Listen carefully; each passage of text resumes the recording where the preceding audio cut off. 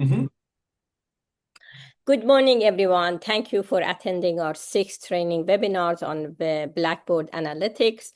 Just a reminder that we have added a seventh webinar on AI, which will be held on Monday, July 28th, and we believe it will be very interesting, and I hope to see you all there. Also, I would like to ask all the pilot faculty to stay after the Fausto's presentation because I have got an announcement for you guys. The rest of faculty can leave, but the pilot faculty, please stay for a few more minutes. Now, I would like to pass it to Fausto for today's presentation on Blackboard Analytics. Thank you, Fausto. Hello, thank you. Good morning, everybody. Once again, this is Fausto Pulpo, Senior Educational Consultant from Anthology, and today we're going to talk about course analytics. We may have looked at some of this in a previous session, the one regarding the gradebook. However, now we're going to look at it in a much more detailed way. Okay, and now I'm going to turn off my camera. I just wanted to say hi. And there we go. Okay, Learn Ultra gives you the ability to obtain a lot of data about your students' activity, performance, engagement, etc. in your course. Okay, and ideally, you want to benefit from this data in order to have a clear idea of how your students are doing at any one given time during the course, so that we don't have to wait until the end to see, well, who made it and who did not. I mean, we can make informed and timely decisions if we follow up on our students,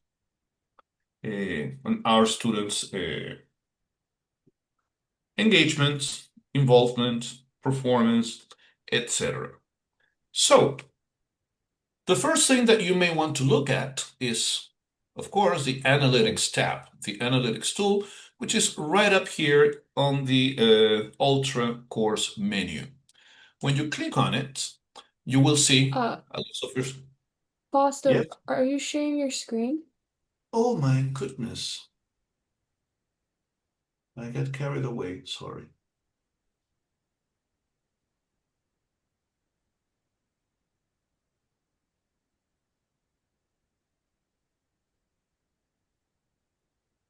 There we go now. Thanks for letting me know. Well, as I was saying, when you want to access, okay, this data about your students, all you have to do is click on the analytics link up here in the Ultra course menu. Now, in this sample course, I only have one student, which is my preview user. So for at times, I'm also going to be using this other course, okay? Doesn't have the same structure, but it does have a bit more data in it, as you can see. But first, let's see what the options are. To begin with, you have the course activity, okay? Basically, it gives you, okay, this high-level information, but at the same time, these are key performance and engagement indicators about your students. To begin with, you have the overall grade. Okay, in this case, for my preview user, 79.58, not too bad. But also, you have the number of missed due dates and the number of hours that they have spent in the course and the number of days that have passed since the last time they accessed your course. As you can see, you have the ability to set up reports or alerts, sorry, that will be triggered automatically based on the values or parameters that you enter. In order to set up those alerts, you want to click right up here on the right where it says Alert Settings. You can also access the alert settings from within the gradebook. You may remember from that session when you go to the gradebook settings menu, okay, one of them has to do with student activity. But here you access directly. So basically, these alerts, okay, help you do the following. Identify students with alerts and receive activity stream notifications. If you leave the fields empty, of course, the alerts will not be generated and they will not show. Overall grade below or equal. So, as you can see here, I entered a 79, okay, assuming that the minimum passing score or grade for this course is 80. And it doesn't really consider decimals, as you can see here. 79.58. I know you can round it up to 80, but, okay, still, okay, Learn will consider it to be 79. So that is one thing to keep in mind. Of course, you can change this value at any time if we set, because it depends on your actual policies and how your the grading system for your course and your institution works. If it were 75, okay, this would no longer trigger an alert. Then you have number of missed due dates above or equal. Personally, I like to keep this number short, okay? Low, actually. 1 or 2, 3, 4 could be the beginning of a trend. So once again, depending on what makes sense to you, okay, you may want to enter a different value here. And finally, you have the days since last access. Okay, this is also a critical indicator because if they have not been accessing your course for a while, especially at the beginning of the course, it might even be an accessibility or a technical issue, which you want to do something about as soon as possible. By default, it'll send activity stream notifications to students based on low overall grade and days since last access settings. Okay, once you have modified all of this, simply save it, okay, and that data will appear here. As I said, okay, I don't have any actual triggers because I don't have any actual students, but if we go to my other course, you can see they're not really doing that well, and a whole bunch of alerts have been generated. Now, if you have a large class, okay, instead of having all students appear, including those without alerts, you can use a filter and look for students with alerts only, okay, which is what would appear here. If, for example, in the last one, days since last access, if you see hyphen here instead of a value, okay, even though there is not an alert, you should probably worry because it means that they have not yet accessed your course. Okay, so they have to have accessed at least once in order for Learn and the analytics tool to start counting how many days have passed since the last time they accessed. If you see the hyphen, it means that they have simply not accessed yet. And if you're like 1 or 2 weeks into the course, then this is an indicator of possibly a critical issue here. So that is something that you want to be careful with. Also, please remember that when you take a look at the student list, if you see a purple icon, it means that that student has been granted accommodations, and accommodations introduce or provide certain flexibility.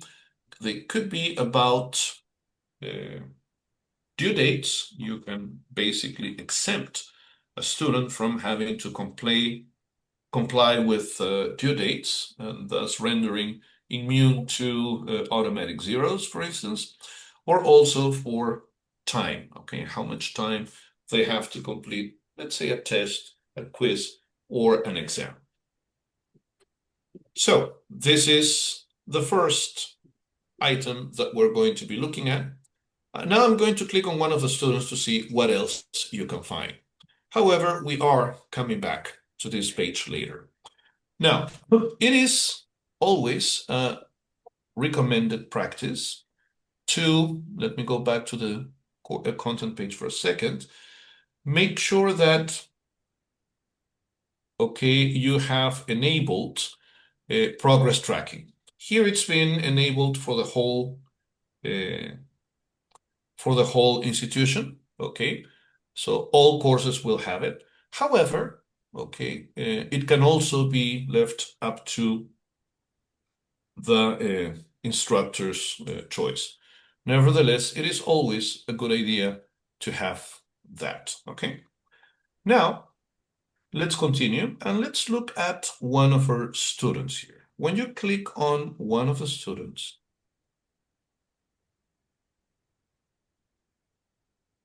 you are going to get a lot of data, okay, about this individual.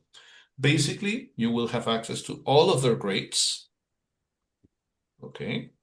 And here you have the name of the item, the due date, the status, some of them, okay? And this is interesting. This is a recently added feature. So completed means that it's been submitted and it's been graded. Obviously, this was an automatic 0 for the looks of it. And the grade has been posted. However, the student has not yet reviewed, okay, their submission.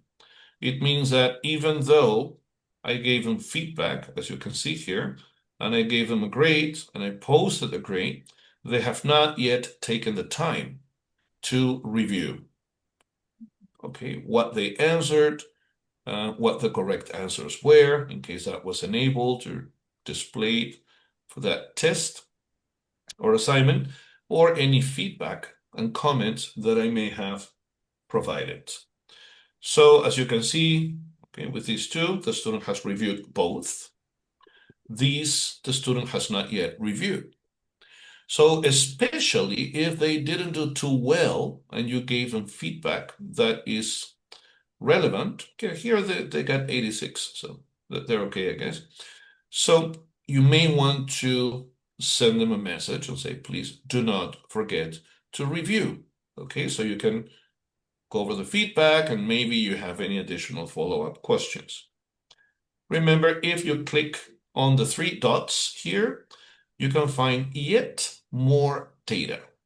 What data you find will depend on what element it is. Presentations, okay, in this case are columns that are created manually. So all you can do is add or edit exemptions. So if this student happened to not be expected to present for some reason, then all you need to do in order for them not to get penalized is click on the 3 dots, then on add or edit exemptions, and exempt that grade. Don't forget to save.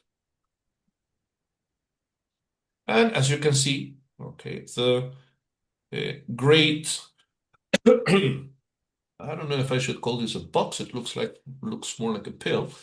Okay, becomes gray. When a grade area turns gray, it means that it doesn't count. Okay, it is not being considered. And of course, you have the word exempt here. This will, of course, have an impact on the student's overall grade, since now this item will not be used, okay, in the calculation. Same thing here. Here, for example, let me check this one. This is a quiz, okay? So it has questions, and I have a few more options here. Exemptions, if it were the case, exceptions, which would let me, okay, extend the due date, should they need to, because they had some sort of issue or problem that did not allow them to submit on time. You can do this for tests and for assignments and for any other thing that actually has a due date. Another possibility is exceptions, exemptions, and the attempt log, which also gives you a lot of information. So you can tell what time, when and what time your student started the test. It was on July 17th at 4:10 p.m. with 19 seconds, actually. Started and then answered question number 1.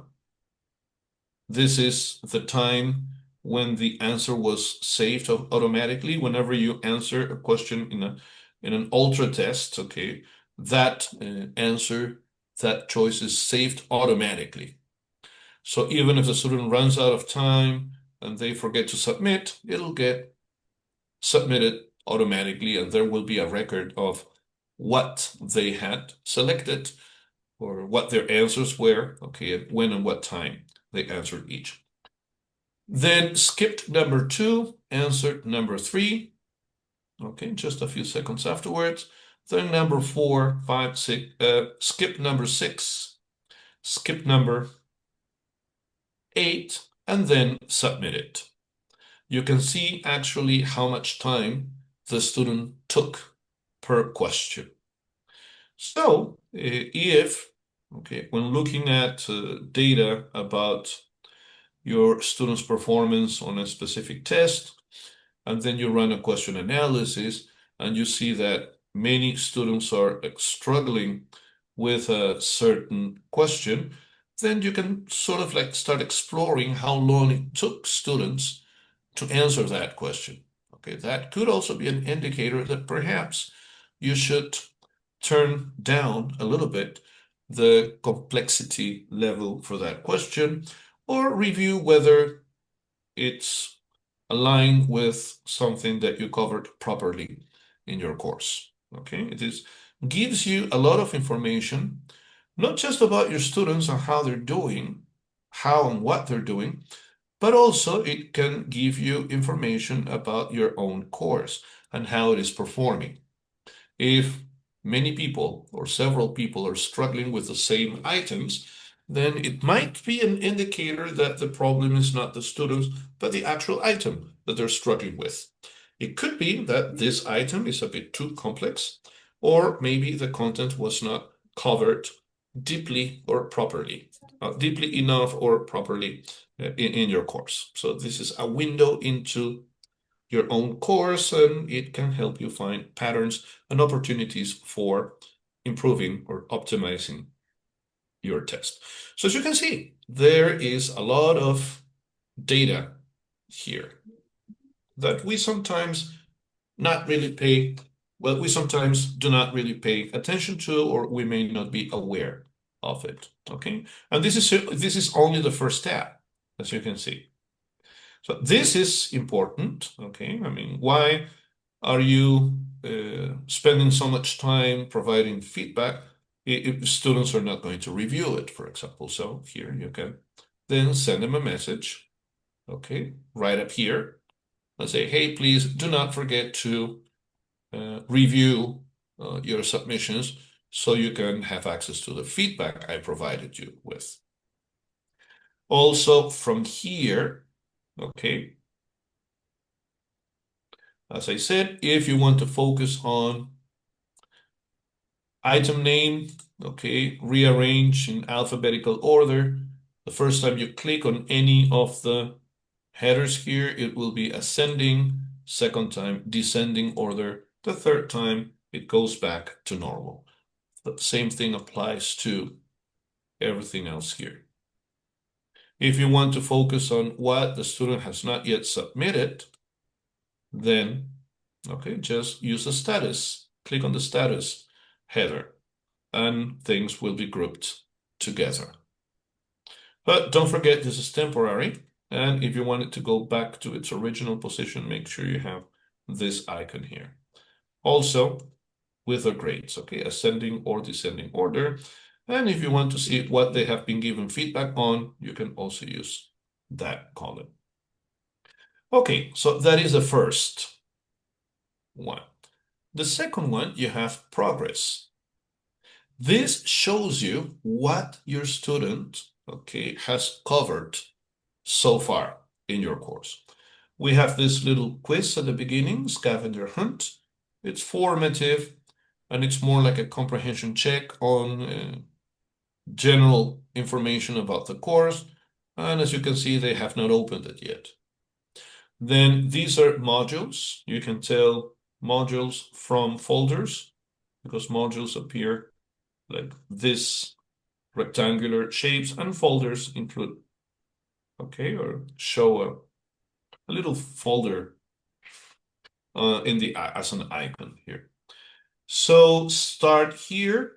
You can tell that something has not been started because it's pretty much like an empty circle. But then here if it's half full, it means that it's been started, but not yet completed. If you see the green check mark within the circle, then it means that it has been completed. If it's a graded item, it'll be completed automatically, marked completed automatically as soon as the student submits. If it's a content item, then the student has to mark it as complete most of the time. The exception to this is when you enable a forced sequence navigation for a module, but we can talk about that afterwards. Oh yeah, students can see their progress as well, Julian. So, okay, you click on one of the modules and you can see, okay, these have been started. The student has not yet completed. Additional help. Okay, this one is empty. The test was completed automatically. Then let's take a look at this. Okay, so it's been completed. And as you can see, okay, it tells you the state or status as well as how they're doing here. I'll show you because it's not exactly from this menu that they see their progress. Julian, going back to your question about students being able to see their progress, but I'll show you what they can see in a moment and how. Remember, however, that progress tracking has to be enabled in your course. Okay, so we have the progress here. And again, okay, this is a pretty good indicator of how students are doing. The next element really has nothing to do with analytics in any way, but it's the internal notes section. Okay, I did mention it when we did the session on the gradebook. Nevertheless, okay, might as well highlight that based on your analytics and your findings, if you want to keep notes about things that you want to bring up to the students the next time you talk to them, maybe during your office hours, or just some other actions that you may want to take regarding your findings here, this is a perfect place to keep your notes. Okay, it's very secure because only faculty have access to this. It's for your eyes only, and students will not be able to see anything. Just keep your internal notes here. And as you can see, okay, you can use many of the functions of the content editor, including tables, okay? You can't, however, attach files. This is just for quick notes regarding the students. Then you have the activity log.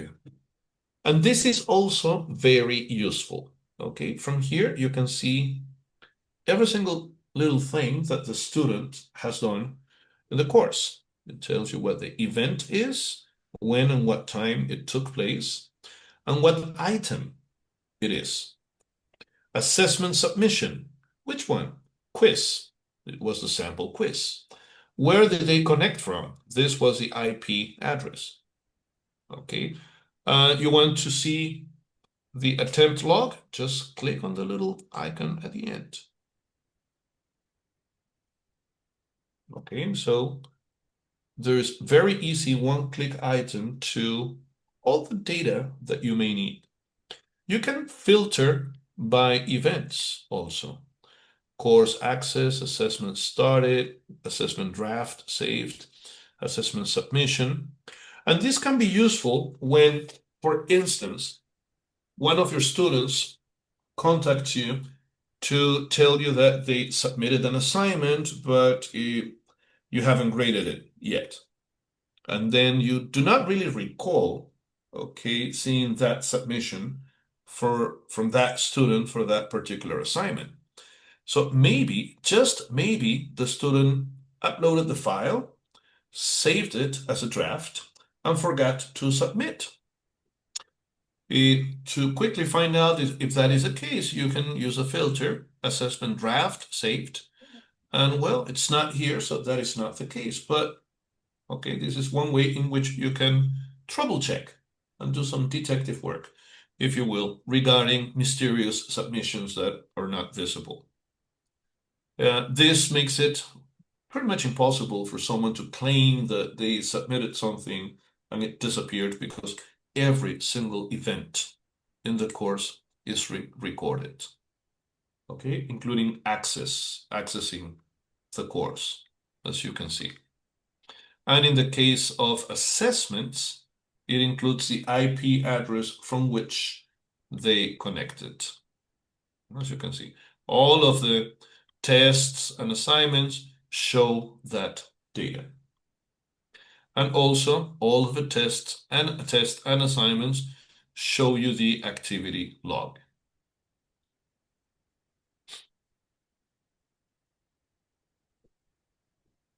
Okay, I was kind of expecting more data there. Yes. Here, okay, saved multiple times. I wonder what happened here. Okay, I'll look into it because it was submitted. Oh, it hasn't been graded yet, probably. Okay, and one tool that we're going to be talking about, and I'm even going to be making a video of is the goals tool. Now, goals is the name of the tool. However, different institutions use it for different purposes. Some for competency-based education, okay, they use the goals tool to pretty much align items with competencies, which could be institutional competencies or goals, program goals, etc. Formative and summative is another possibility. In your case, it would be learning objectives. I believe that's the term. So here it is not the case. Let's see, for a different student, we get some data. I think I had some for Ina. No, okay. No, it's okay. But for goals, okay, basically anything that has been aligned, okay, will appear here, okay, and will show you how the student is performing up to this moment. More on goals, in your case, objectives, okay, in a few minutes. But this is where that data will appear. And as I mentioned a couple minutes ago, I'm going to be recording a video with, showing actual data simulated with actual objectives from your institution. So that should be available soon. Okay, so you can see what it looks like with actual data. All right. Now, in addition to being able to see goals performance, more about this in a moment, activity log, etc., you can also check out the student activity. From here, just need to click on that link.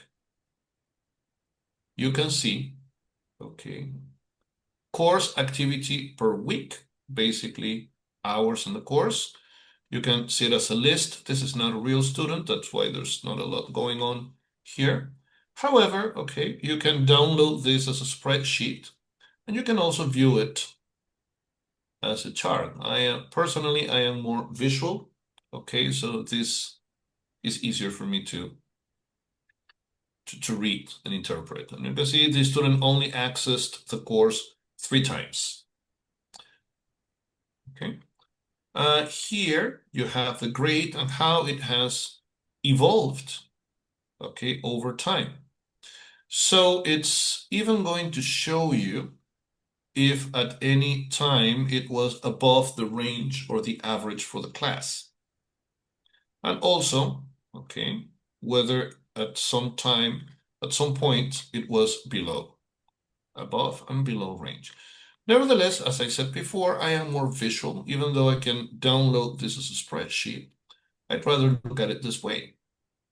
And well, as you can see, at the beginning, first day of class or first gradable item, she didn't do very well on that one and was below, because in purple you can see the actual student, and in dark gray you can see the average for the class. But then, starting on January 27th, she consistently began to outperform her classmates until March 31st, in which she pretty much, okay, stayed on par with the rest of the class. But then again, if at any time the student is outperforming everybody else or underperforming, you can very easily see this and track it. Because if you say, okay, over here she was doing well, what were we working on during those weeks or months? Okay, so those topics for her are piece of cake. And then here, okay, it was not just her, it was everybody. So what were we working here on here when everybody's grades began to drop? So once again, okay, I think it's quite convenient to always have in purple the data for a specific student, and then in dark gray the data for the whole class. Let's close this. And from here also, okay, you can send a message to the student, or if you find something that worries you, okay, you can book or schedule an appointment with that student from here, okay, using this icon here.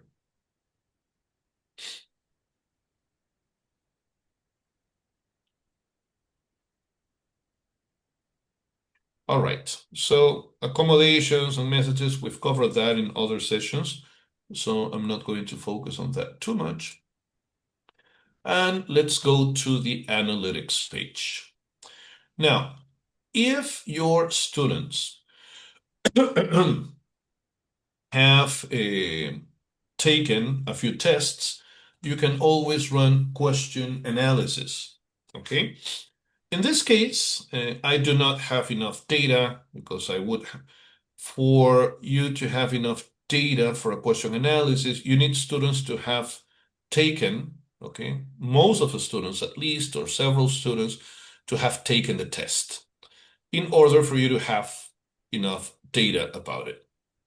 So basically, this is, okay, I guess we can run a report on this one. This attempt on the scavenger hunt. Probably not going to contain a lot of data, but it'll give you an idea of what it covers. Okay, the report is in progress here.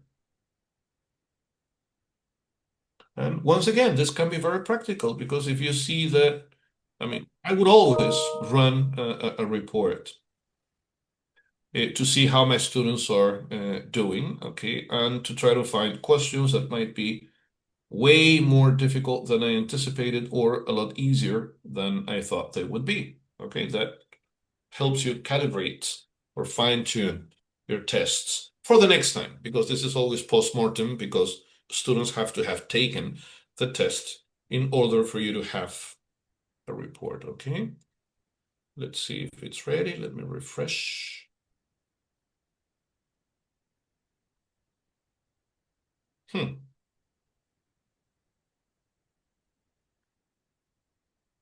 Oh, I guess I stopped it by refreshing. Sorry about that.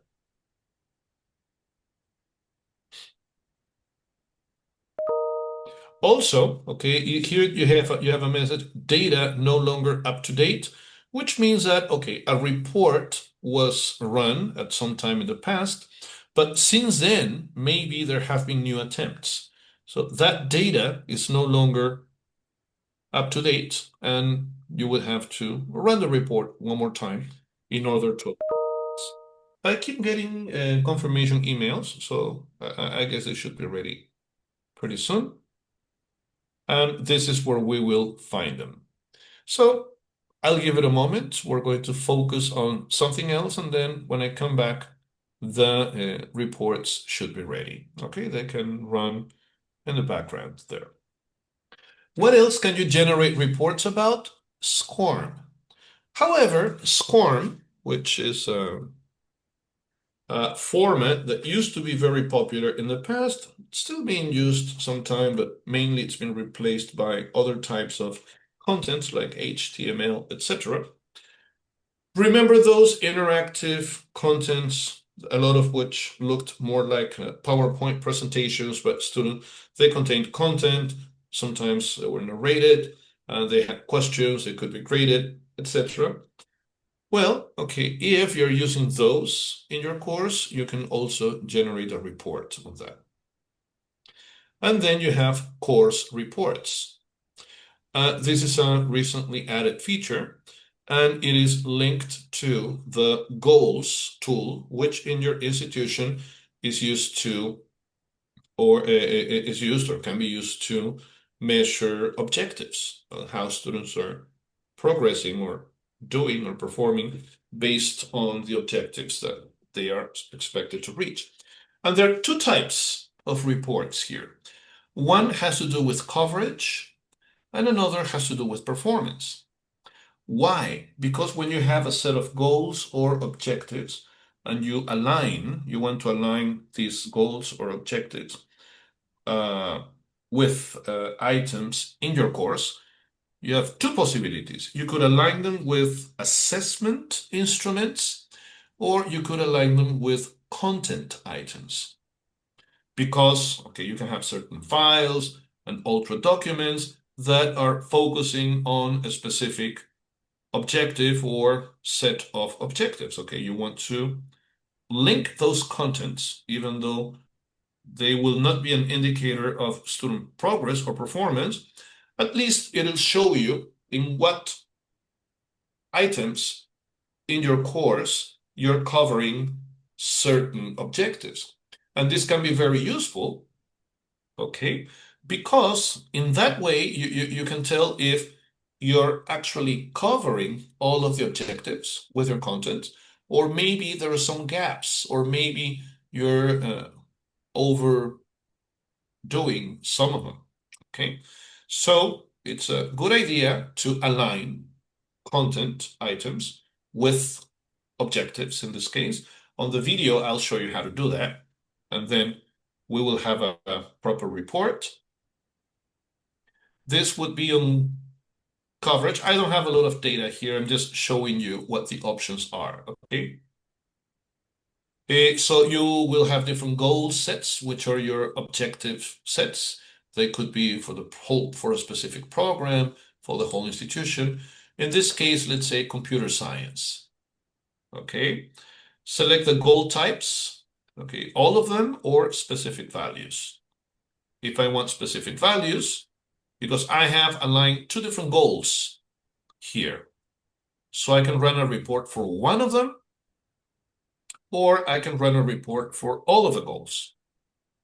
In this case, in your case, you want to see the coverage for all of the objectives of your course, or you may want to select a specific objective that you want a report on.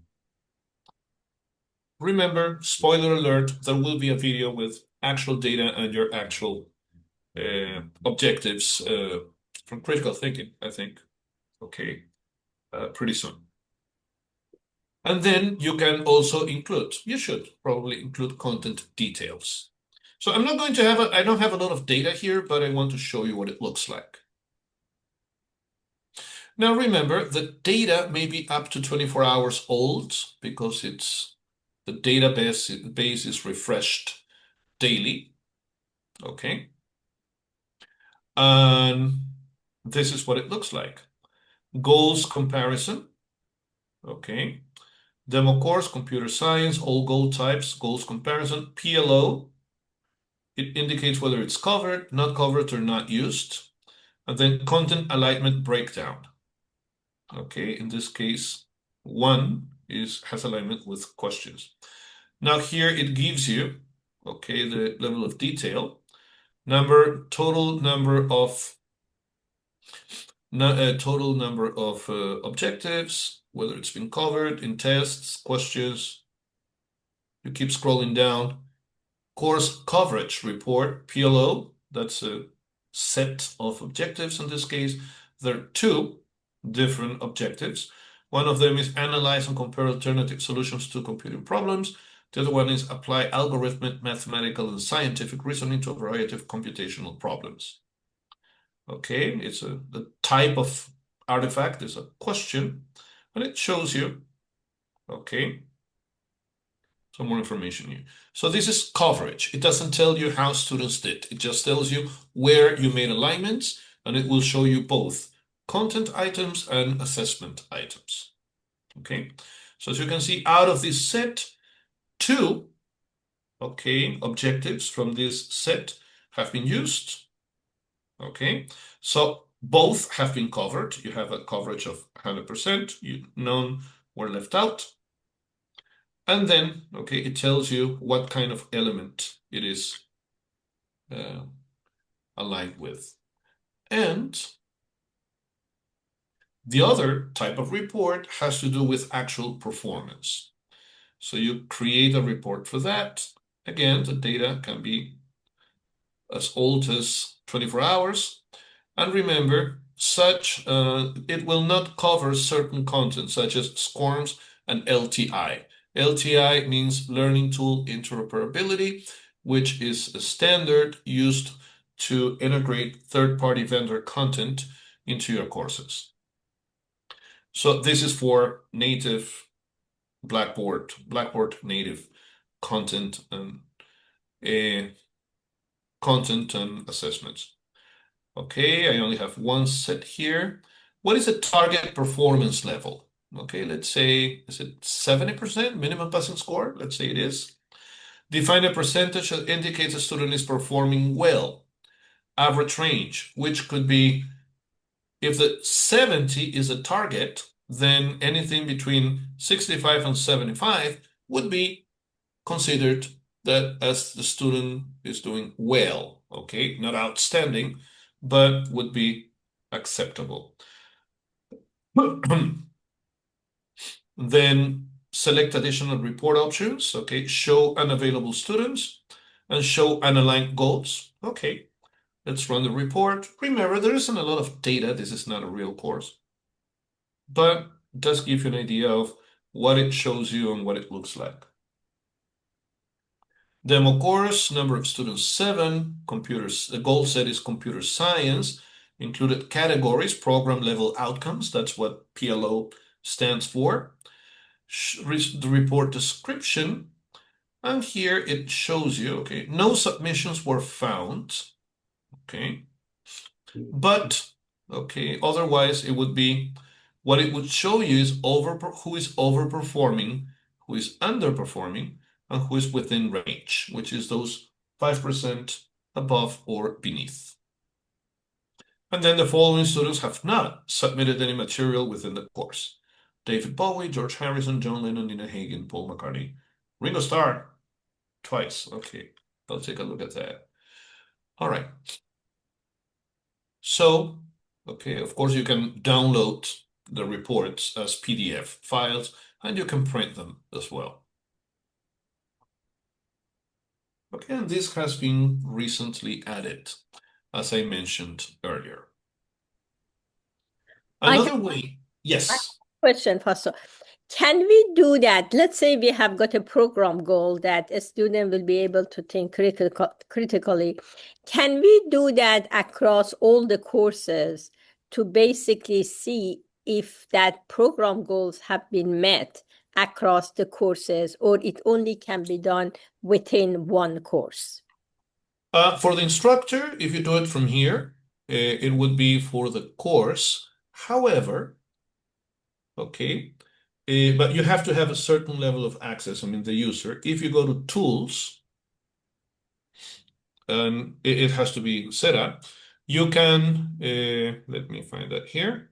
You have the goals tool within which, or from within which, you can run a report that spans several courses within the program and several terms even, or the goal performance. This was added not too long ago. So if you're a student, you can actually see, I think I have one with Ringo Starr. Let me see here. So if you're a student, you can see your data. If you're an instructor, you can see your students' data. If you're an admin, you can see, yeah, looks like this. And this is an individual student view, as you can see. Okay, so here you have for critical thinking, distinguished, communication, foundational, and so forth. So you have those two types of reports. And of course, you can adjust the settings. So we could have But it's more on the admin side. So we could have a specific session on that with the people in charge. okay, all right. So, but for example, can we get it for all the students across all the courses in the program? Can we have, is there such a report can be generated? Um, Not from here. Okay, this is more of individual coverage. There are ways. I would have to take a look into it, but are you using Illuminate? No, we don't. Okay, because that would give you all sorts of reports on Okay. everything. Let me look into it, okay, to see because this was added not too long ago, and new updates keep being released uh, almost every Monday. So let me see. I mean, not from within this menu, but maybe from within the admin panel, I can find something that is useful for that. Thank you. But even if it's not available right now, it should be on its way because they have recently started focus a lot on goals. So they keep introducing new features and tools Thank you. about those. All right.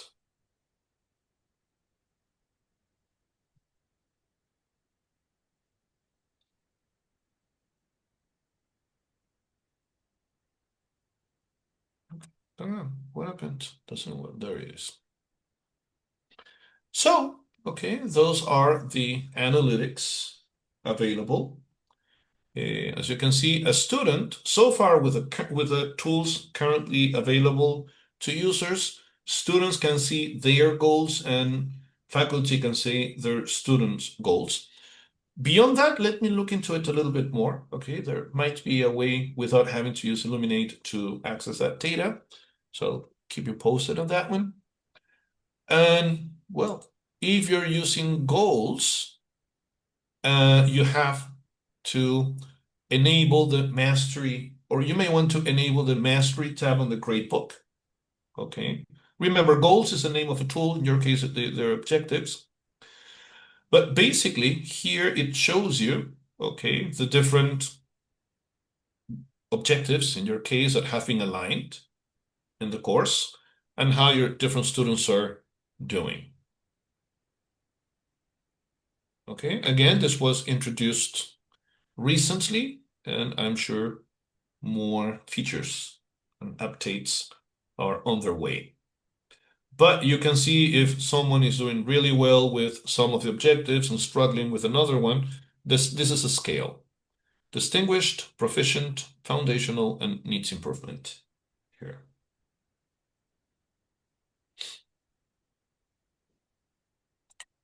So that, again, can give you a pretty good idea of how your students are doing. No, but this has to be enabled by the admin. So if uh, if you want to, maybe we can have a session with Tara and whoever else needs to set up the platform to look into like enabling the mastery tab or maybe editing the language pack so that instead of goals it says objectives and things like that. Well, that's what I had for you guys today. Do you have any additional questions? I'd like to ask a question, maybe Sure, Michael. more general, as long as Sohila is here and Tara. When are we going to see the actual system set up so we can start working on this stuff? It's getting close to well, we're in July. Semester starts usually at the end of August, but a month may not be adequate time to absorb all this and get it all set up correctly. Michael, let me I answer your question. This is basically we are only have 10 courses for this fall that they are going to do the pilot train. Basically, they are pilot courses and they use Ultra. Then we are providing more basically workshops for faculty during the fall. And we expect that faculty, they really, we give them, create them some sandbox and they're going to work on the sandbox and they get the training. And some faculty, if they want in the spring, they're going to go online. They're going to let us know. But by next fall, all the courses going to be Ultra. So you have got plenty time. Okay. Um, Okay, great. Actually, also, Michael, you have access to your master course and your sandbox right now. Have Oh, you okay. checked out for that? I haven't looked at it in a while. I've been, just thinking I would get a message or something about it. But I'll go look at it this weekend and Yeah, if you check your courses, your sandbox and your master course, you've had access to it from the okay. beginning of July. Oh, all right, good. Well, I'll get to Mm-hmm. work then Mm-hmm. because I don't think it's going to be a big problem, but there's a lot of things that have to be reset. So, All good. right. Any other questions? Thank you very much, Fausto, for your great presentation. And I would like the pilot faculty to stay online. The rest, thank you very much for your attendance. You can leave, but the pilot faculty, please stay online for a Okay. few more minutes. Thank you, Fausto. You're very welcome. Thank you, guys. Take care. All right. For the pilot faculty, again, thank you for participating in this pilot study. And as you know that the fall 2025 semester is approaching, we would like to remind you of the necessary steps that you need to take to prepare your course for the fall semester. We are in the process of converting all the fall 2025 course shells to Ultra by the end of July. As previously communicated with you, once the conversion is complete, your course will remain in Ultra format permanently, and there is no way to go back. By August 7th, we have got several timelines that must be met. And one of them is August 7th, your course must be fully developed in the master course shell, which has been already created for you, and be ready to be copied into your official course shell for the semester. Okay. Once your course is copied over, our instructional technologies, they are going to conduct a final course review to ensure accessibility and functionality. At this time, right now, we have noticed that many sandboxes that we have created for you guys, for the pilot faculty, and the master shells haven't yet been touched. So as you know, the expectation was that during the webinar and the Blackboard teaching essential course, the expectation was that you begin rebuilding your courses using the materials from the original shell.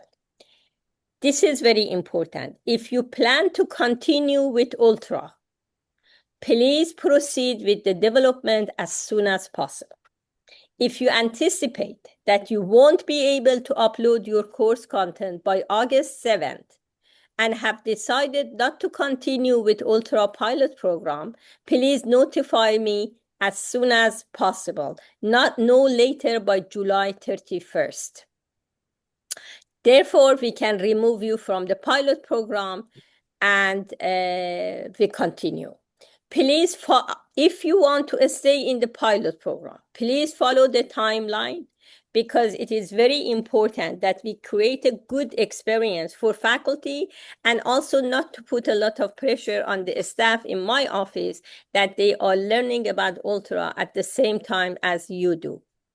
So it is very important that you finish by all your training, which is this seven webinars by the end of July 31st. And also you finish the course the Blackboard Essential course that you have been assigned to. And also by August 7th, you have to complete your master course, which is going to be ready to be copied. A special thanks to Nicolette, Lily, and Tracy for completing the Blackboard Teaching Essential course. For others, please make sure to complete this course by end of July. This course takes about 6 hours to complete, and upon the finishing the course, you will receive a certificate. Do you have any question for me? Yes, I do.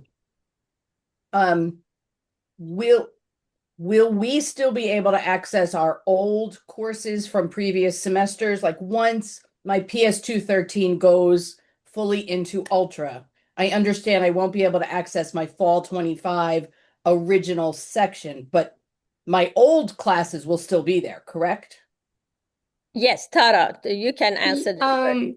Yeah, the only course that's going to be in Ultra for the right now is your Fall 2025 PS213. Okay. Everything else previously will stay original. Nothing Okay, will that's be what I touched. thought. I just Yeah. wanted to make sure because I Yeah. have some previous versions of things in old Yeah. courses, and I just want to know if I need to put them somewhere Yeah. else. No, everything is gonna stay the same. It's just your like one course, though that's Okay. your PS213. That's the new course that's gonna be in Yes. Ultra, and that's it.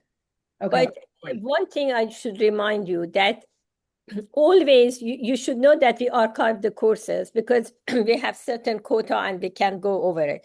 So always if you, we always suggest that you download your courses to your computer. We have got, if you don't know, again, you can contact our office and they can help you how to do that. And please, when you use Ultra, make sure that don't put just the video, just put a link to that because we don't want you to use a lot of quota in one course. All right. So now that we are just beginning to start to use Ultra, let's do it in a right way. Okay. I have a slightly different question. So, with regards to ADA requirements, so in the past, I was told that I had to upload the PowerPoint slides onto Blackboard, but I like using Google Slides. Is it possible to just provide the link to the Google Slides instead? Well, I don't know who told you that you can't. Hyro. So Hyro said that like it was not the accessibility checks for Google Slides was not sufficient at the time. I don't know whether things have changed now. Mhm. Okay. I don't know. So then I refer that to Tara. Tara, can you still check for the ADA compliance in the Google? Yeah, you can check for accessibility in Google Slides. Okay, great. So if I just convert everything to Google Slides, then I would probably prefer that. And I guess I'll check in with you and see whether everything's Yeah. acceptable. Yeah. You can still check accessibility in Google Slides. I'm not sure why they told you you couldn't Maybe at use. that time, Tara, Yeah. Jairo was here a long time ago. Oh, But Tara, okay. still, I would like you to make sure 100% and let me. Okay, I'll make sure. Yeah. Yes, yeah, because that Yeah. is very important. I don't want her to do that. Mhm. Work. Great. Thank you. Appreciate it. Any other questions? Okay, thank you very much for attending. And again, thank you very much for helping us with basically this migration to Ultra. Have a very nice day. Bye. Thank you.